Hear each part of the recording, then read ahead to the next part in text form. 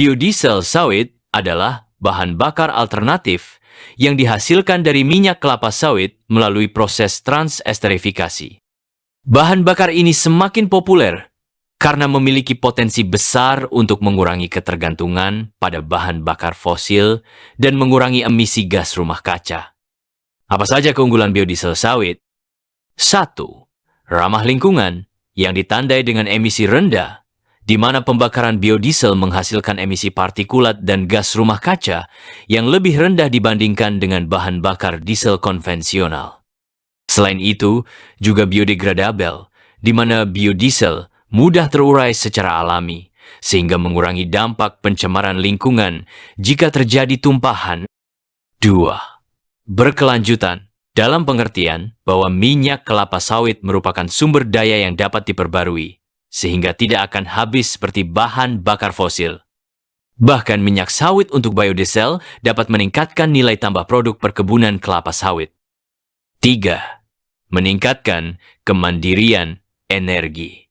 Artinya, dengan biodiesel sawit ini akan mengurangi ketergantungan impor. Produksi biodiesel dalam negeri dapat mengurangi ketergantungan pada impor bahan bakar fosil.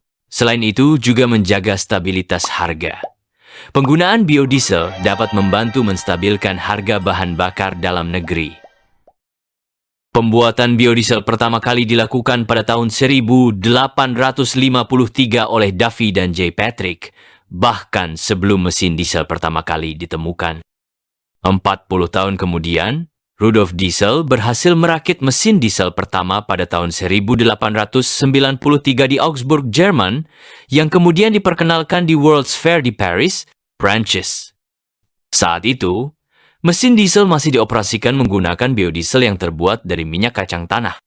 Kini, biodiesel dapat dibuat dari berbagai bahan baku, menggunakan bermacam-macam teknik, termasuk esterifikasi dan transesterifikasi.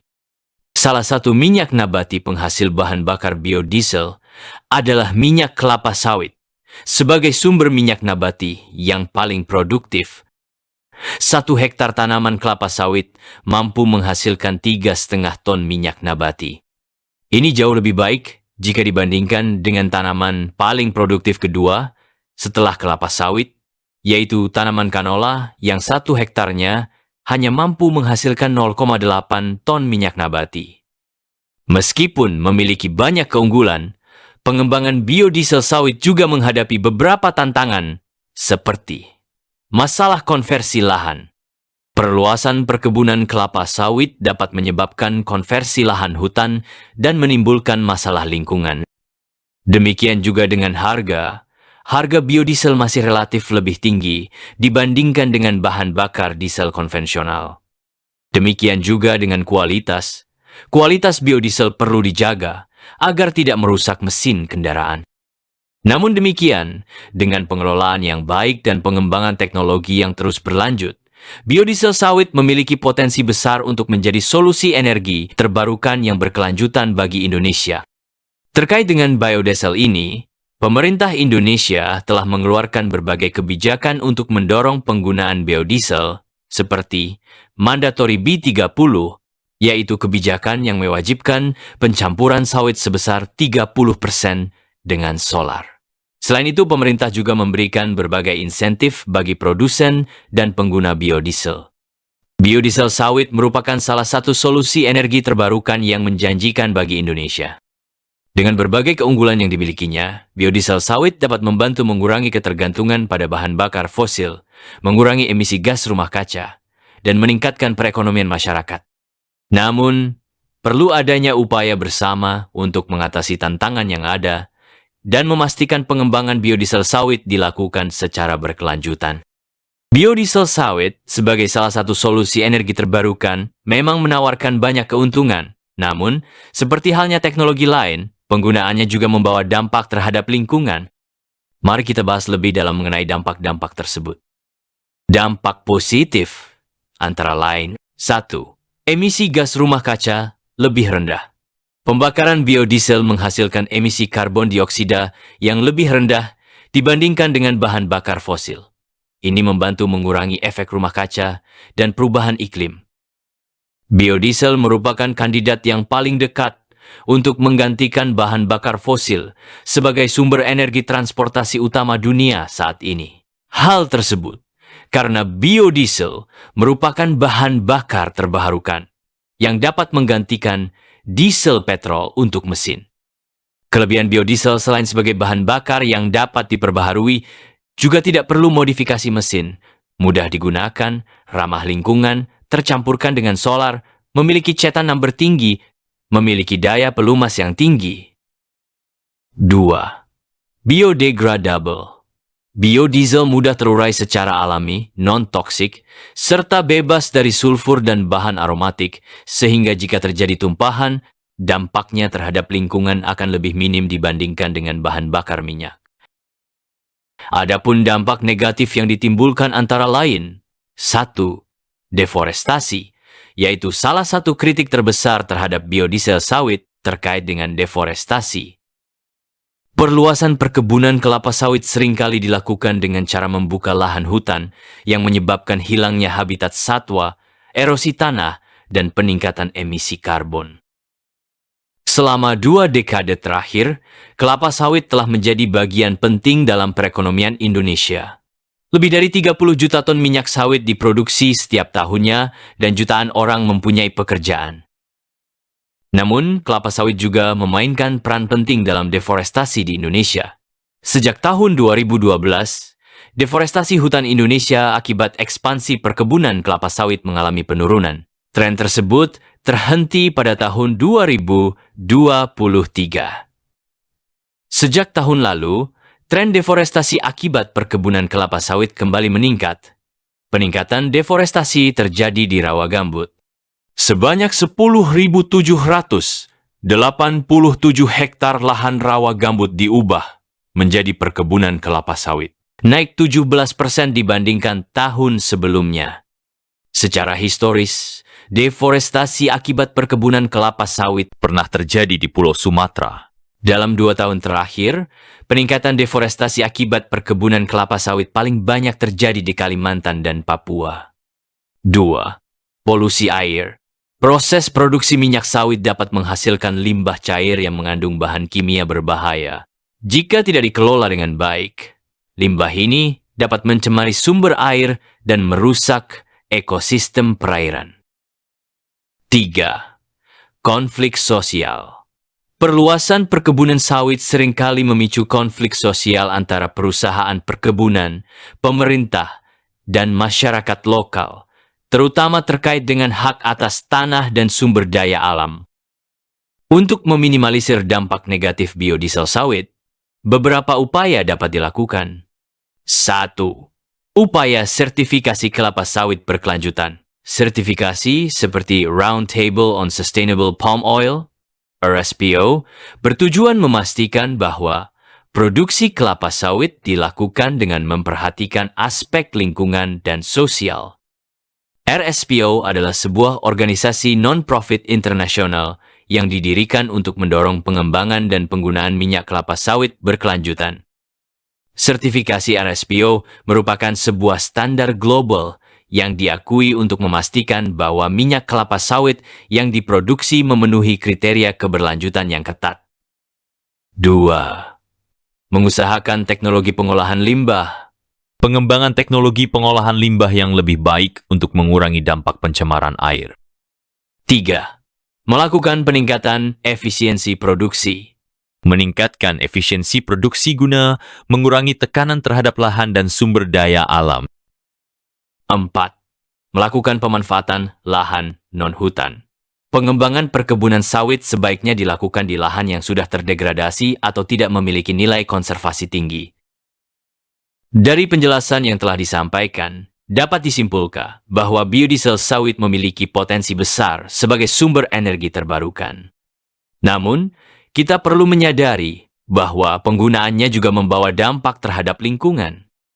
Untuk itu, perlu adanya upaya bersama untuk memastikan bahwa produksi dan penggunaan biodiesel sawit dilakukan secara berkelanjutan. Dengan menerapkan praktik-praktik yang ramah lingkungan dan melibatkan berbagai pemangku kepentingan, kita dapat memaksimalkan manfaat biodiesel sawit sambil meminimalisir dampak negatifnya. Selanjutnya, bagaimana kebijakan biodiesel di Indonesia?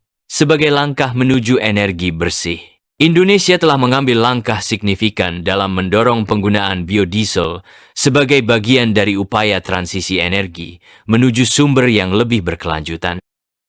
Kebijakan biodiesel di Indonesia bertujuan untuk mengurangi ketergantungan pada bahan bakar fosil dan meningkatkan nilai tambah dari komoditas kelapa sawit, serta mengurangi emisi gas rumah kaca. Adapun, sejarah singkat kebijakan biodiesel di Indonesia berikut ini. 1. Awal implementasi. Kebijakan mandatori biodiesel di Indonesia dimulai pada tahun 2008 dengan pencampuran biodiesel sebesar 2%, Pi2 dalam solar. 2. Peningkatan tingkat pencampuran. Seiring berjalannya waktu, pemerintah terus meningkatkan persentase pencampuran biodiesel hingga pada tahun 2020 mencapai B30, campuran 30% biodiesel dengan 70% solar. 3. Target 40%. Saat ini pemerintah Indonesia menargetkan untuk mencapai pencampuran biodiesel sebesar 40% pada tahun 2025. Kemudian, apakah tujuan kebijakan biodiesel ini? 1. Mencegah ketergantungan pada bahan bakar fosil. Artinya bahwa dengan meningkatkan penggunaan biodiesel, Indonesia berusaha mengurangi ketergantungan pada impor minyak bumi. 2. Meningkatkan nilai tambah kelapa sawit. Seperti diketahui, bahwa industri kelapa sawit menjadi salah satu sektor penting dalam perekonomian Indonesia. Dengan memproduksi biodiesel, nilai tambah dari komoditas kelapa sawit semakin meningkat. 3. Mengurangi emisi gas rumah kaca. Biodiesel menghasilkan emisi karbon yang lebih rendah dibandingkan dengan bahan bakar diesel konvensional, sehingga berkontribusi dalam mengurangi dampak perubahan iklim. 4. Meningkatkan kemandirian energi. Dengan memproduksi biodiesel dalam negeri, Indonesia dapat meningkatkan kemandirian energi dan mengurangi risiko gangguan pasokan energi. Selanjutnya, bagaimana implementasi kebijakan yang dilakukan? Implementasi kebijakan yang dilakukan adalah menerapkan mandatori pencampuran biodiesel. Pemerintah mewajibkan pencampuran biodiesel dalam solar dengan persentase yang terus meningkat. Selain itu juga memberikan insentif bagi produsen. Pemerintah memberikan berbagai insentif bagi produsen biodiesel, seperti fasilitas perpajakan dan kemudahan perizinan. Kebijakan yang penting dari pemerintah adalah pengembangan infrastruktur. Pemerintah juga fokus pada pengembangan infrastruktur pendukung produksi dan distribusi biodiesel. Meskipun kebijakan biodiesel di Indonesia telah memberikan banyak manfaat, namun masih terdapat beberapa tantangan yang perlu diatasi, antara lain. Peningkatan produksi biodiesel membutuhkan pasokan minyak sawit yang memadai. Demikian juga dengan kualitas biodiesel. Kualitas biodiesel harus terjaga agar tidak merusak mesin kendaraan. Tidak kalah pentingnya persoalan harga. Harga biodiesel masih relatif lebih tinggi dibandingkan dengan solar. Namun demikian, dengan berbagai upaya yang dilakukan, kebijakan biodiesel di Indonesia memiliki potensi besar untuk memberikan kontribusi positif bagi lingkungan dan perekonomian negara. Kebijakan biodiesel di Indonesia merupakan langkah strategis untuk menuju energi yang lebih bersih dan berkelanjutan. Dengan terus melakukan perbaikan dan inovasi, diharapkan kebijakan ini dapat mencapai tujuannya dalam mengurangi ketergantungan pada bahan bakar fosil, meningkatkan nilai tambah komoditas kelapa sawit, dan mengurangi emisi gas rumah kaca. Kemudian, untuk diketahui bagaimana perbandingan biodiesel sawit dengan bahan bakar nabati lainnya. Biodiesel sawit memang menjadi primadona di Indonesia, namun bukan satu-satunya bahan baku yang dapat digunakan untuk menghasilkan biodiesel. Beberapa tanaman lain juga memiliki potensi sebagai sumber biodiesel. Mari kita bandingkan biodiesel sawit dengan bahan bakar nabati lainnya. Keunggulan biodiesel sawit yaitu ketersediaan melimpah. Indonesia memiliki perkebunan kelapa sawit yang luas, sehingga pasokan bahan baku terjamin. Selanjutnya, produktivitas tinggi. Pohon kelapa sawit memiliki produktivitas tinggi dan dapat tumbuh di berbagai jenis tanah. Keungguan lain adalah infrastruktur yang sudah ada. Infrastruktur pengolahan kelapa sawit sudah cukup berkembang, sehingga memudahkan produksi biodiesel. Demikian juga dengan harga yang kompetitif. Harga minyak kelapa sawit cenderung stabil dan kompetitif. Selanjutnya, bagaimana bahan bakar nabati lainnya dan perbandingannya? Selain kelapa sawit, beberapa tanaman lain yang berpotensi sebagai bahan baku biodiesel antara lain. 1. Jatropha. Jatropha adalah jenis tumbuhan berbunga dari suku kastuba-kastubaan atau Euphorbiaceae. Tanaman ini memiliki sekitar 170 spesies. Namun yang paling sering dibicarakan dalam konteks biodiesel adalah Jatropha curchas. Tumbuhan ini dikenal sangat tahan kekeringan dan mudah diperbanyak dengan stek. Keunggulan tanaman ini adalah tahan terhadap kekeringan dan dapat tumbuh di lahan marginal.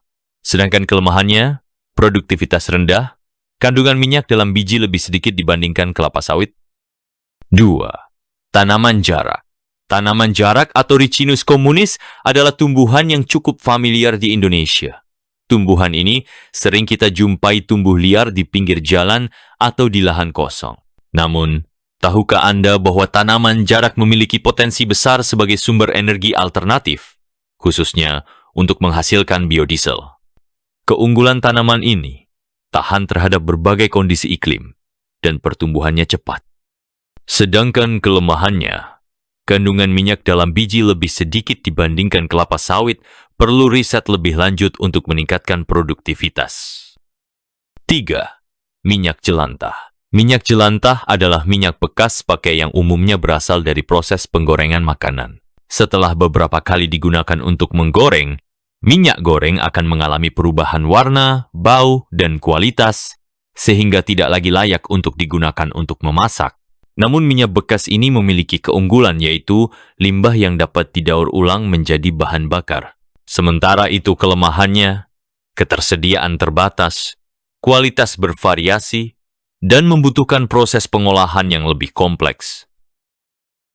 Pemilihan bahan baku biodiesel ideal tidak hanya bergantung pada potensi tanaman, tetapi juga pada beberapa faktor lain, seperti 1. Ketersediaan lahan. Luas lahan yang tersedia akan menentukan jenis tanaman yang cocok ditanam. 2. Iklim. Tiap tanaman memiliki persyaratan iklim yang berbeda. 3. Teknologi pengolahan. Teknologi yang digunakan akan mempengaruhi efisiensi produksi dan kualitas biodiesel. 4. Kebijakan pemerintah. Kebijakan pemerintah terkait pengembangan biodiesel akan mempengaruhi pilihan bahan baku. Biodiesel sawit memang memiliki keunggulan yang membuatnya menjadi pilihan populer. Namun, bahan bakar nabati lainnya juga memiliki potensi yang perlu dikembangkan. Pemilihan bahan baku yang tepat harus mempertimbangkan berbagai faktor seperti ketersediaan lahan, iklim, teknologi, dan kebijakan pemerintah.